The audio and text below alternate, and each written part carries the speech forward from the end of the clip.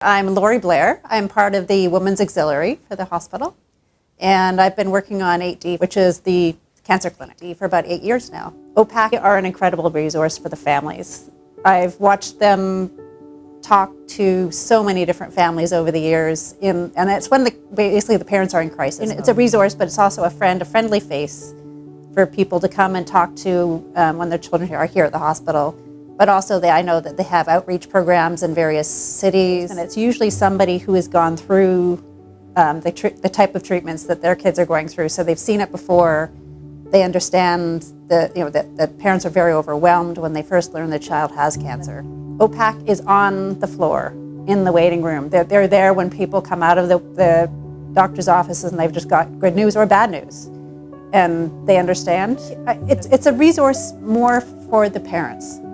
They can ask questions about the treatment. Have you experienced this type of drug? Have you gone through this? Have you gone to the States? What have you done to help combat the cancer?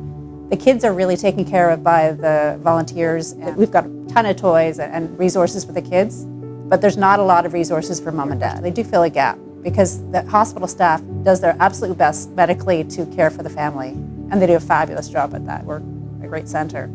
But once they leave the doctor's office and they walk into the hallway, into the clinic, the real world hits. And the practicality of dealing with a child who's sick and they're alone. And often, you have one parent at work, one parent here. It is a lot to deal with. So, whether it's a hug or an advice, you're helping somebody. Exactly, which is really great. If there was no OPAC, I think the parents would have a really difficult time finding the resources out there.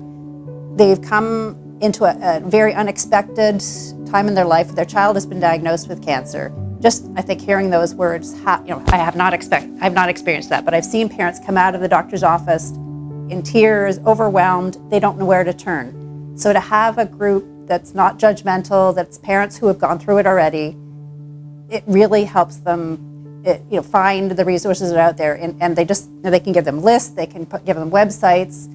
And they can tell them what to expect. That yes, there are tough times, but Susan has a child now who's having babies and has a family of her own. And there are positive outcomes, and it's out there. These are their children that you're dealing with, and the parents have fallen into this by no choice of anybody. It's just bad luck. And I think maybe because cancer can be obviously fatal. So that it takes on a really real, and that the treatment is so long. Everybody handles it differently, and there is no right way to get through this. But if you can be pointed in the right direction, it can help you realize there's hope and there are resources. And when the parents come in, they come and have a coffee with the OPAC people, and they chat and how's it going, and it's somebody who's been there.